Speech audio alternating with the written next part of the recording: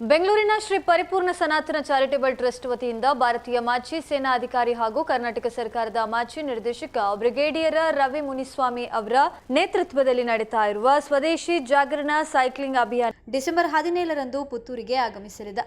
ಈ ಸಂದರ್ಭ ವಿವೇಕಾನಂದ ವಿದ್ಯಾಸಂಸ್ಥೆಗಳು ಮತ್ತು ಪುತ್ತೂರಿನ ನಾಗರಿಕರು ಭವ್ಯ ಸ್ವಾಗತ ನೀಡಿ ಅವರ ಜೊತೆ ಸೈಕ್ಲಿಂಗ್ನಲ್ಲಿ ಭಾಗವಹಿಸಲಿದ್ದಾರೆ ಎಂದು ವಿವೇಕಾನಂದ ಪದವಿ ಪೂರ್ವ ಕಾಲೇಜಿನ ಆಡಳಿತ ಮಂಡಳಿ ಅಧ್ಯಕ್ಷ ರವೀಂದ್ರ ಪಿ ಅವರು ಪತ್ರಿಕಾಗೋಷ್ಠಿಯಲ್ಲಿ ಹೇಳಿದರು. ಸ್ವದೇಶಿ ಬಳಸಿ ದೇಶವನ್ನ ಬೆಳೆಸಿ ಎಂಬ ಘೋಷವಾಕ್ಯದಡಿ ಸಾಫ್ಟ್ವೇರ್ ಉತ್ಪನ್ನಗಳಿಂದ ಹಿಡಿದು ನಿತ್ಯೋಪಯೋಗಿ ವಸ್ತುಗಳ ತನಕ ಸ್ವದೇಶಿ ಉತ್ಪನ್ನಗಳ ಬಳಕೆಯನ್ನ ಉತ್ತೇಜಿಸಿ ರಾಷ್ಟ್ರೀಯ ಆರ್ಥಿಕತೆಯನ್ನ ಬಲಪಡಿಸುವಂಥದ್ದು ಈ ಯಾತ್ರೆಯ ಉದ್ದೇಶವಾಗಿದೆ.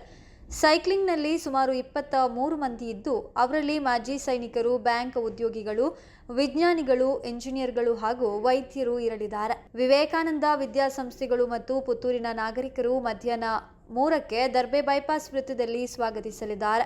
ವಿವೇಕಾನಂದ ವಿದ್ಯಾವರ್ಧಕ ಸಂಘದ ಅಧ್ಯಕ್ಷ ಡಾಕ್ಟರ್ ಪ್ರಭಾಕರ್ ಭಟ್ಟ ಕಲ್ಲಡ್ಕ, ಕಾರ್ಯದರ್ಶಿ ಡಾಕ್ಟರ್ ಕೆಎಂ ಕೃಷ್ಣ ಭಟ್ಟ ಉಪಸ್ಥಿತರಿರುತ್ತಾರೆ ಎಂದು ಹೇಳಿದರು. ಪುತ್ತೂರು ಬೈಪಾಸ್ ದರ್ಬೆ ವೃತ್ತದಿಂದ ಪುತ್ತೂರು ಮುಖ್ಯ ರಸ್ತೆಯಾಗಿ ನೆಹರು ನಗರ ವಿವೇಕಾನಂದ ಕಾಲೇಜು ಆವರಣದ ತನಕ ಸೈಕಲ್ ಜಾಥಾ ನಡೆಯಲಿದೆ. ಜಾಥಾದಲ್ಲಿ ಪುತ್ತೂರಿನ ನಾಗರಿಕರಿಗೆ ಭಾಗವಹಿಸಲು ಅವಕಾಶ ಕೂಡ ಇದೆ ಎಂದು ಹೇಳಿದರು. ಸೈಕಲ್ ಜಾಥಾ ವಿವೇಕಾನಂದ ಕಾಲೇಜು ತಲುಪಿದ ಬಳಿಕ ವಿವೇಕಾನಂದ ಪದವಿ ಪೂರ್ವ ಕಾಲೇಜಿನ ವೈದೇಹಿ ಸಭಾಂಗಣದಲ್ಲಿ ಜಾಥಾದಲ್ಲಿ ಭಾಗವಹಿಸ್ತಾ ಇರುವ ತಂಡದ ಜೊತೆ ವಿಶೇಷ ಸಂವಾದ ನಡೆಯಲಿದೆ ಎಂದು ರವೀಂದ್ರ ಪಿ ಹೇಳಿದರು. ಪತ್ರಿಕಾಗೋಷ್ಠಿಯಲ್ಲಿ ವಿವೇಕಾನಂದ ಪಾಲಿಟೆಕ್ನಿಕ್ ಆಡಳಿತ ಸಮಿತಿ ಕೋಶಾಧಿಕಾರಿ ನರಸಿಂಹ ಪೈ, ಇಂಜಿನಿಯರಿಂಗ್ ಆಡಳಿತ ಸಮಿತಿ ಅಧ್ಯಕ್ಷ ವಿಶ್ವಾಸ ಶೆಣೈ, ಸದಸ್ಯ ರವಿಕೃಷ್ಣ ಕಲ್ಲಾಜೆ, ನರೇಂದ್ರ ಪದವಿ ಪೂರ್ವ ಕಾಲೇಜಿನ ಆಡಳಿತ ಸಮಿತಿ ಅಧ್ಯಕ್ಷ ಶ್ರೀಕಾಂತ್ ಕೊಳತಾಯ ಉಪಸ್ಥಿತರಿದ್ದರು. ವಿವೇಕಾನಂದ ವಿದ್ಯಾವರ್ಧಕ ಸಂಘದ ಜೊತೆಯಲ್ಲಿ ಪುತ್ತೂರಿನ ಬೇರೆ ಬೇರೆ ಸಂಘಟನೆಗಳು ಕೂಡ ಕೈ ಜೋಡಿಸ್ತವೆ. ಅದು ರೋಟರಿ ಇರ್ಬೋದು, ಲಯನ್ಸ್ ಇರ್ಬೋದು, ಜೆಸಿ ಇರ್ಬೋದು, ಹೀಗೆ ಬೇರೆ ಬೇರೆ ಸಂಸ್ಥೆಯವರು ಕೂಡ ಇದರ ಜೊತೆ ಸೇರ್ಕೊಳ್ತಾರೆ. ನಮ್ಮ ಅಪೇಕ್ಷೆ ಇದೆ, ಪತ್ರಕರ್ತರ ಸಂಘದವರು ಕೂಡ ನಮ್ಮ ಜೊತೆ ಸೇರ್ಕೊಳ್ಬೇಕು ಅನ್ನೋದು ಅಪೇಕ್ಷೆ ನಮಗೂ ಇದೆ. ಹಾಗಾಗಿ ಅಲ್ಲಿಂದ ಹೊರಟಂತ ಯಾತ್ರೆ ಅದು 4 ಗಂಟೆ ಅಷ್ಟೊತ್ತಿಗೆ ವಿವೇಕಾನಂದ ಕ್ಯಾಂಪಸ್ ನೆಹರು ನಗರಕ್ಕೆ ತಲುಪ್ತದೆ.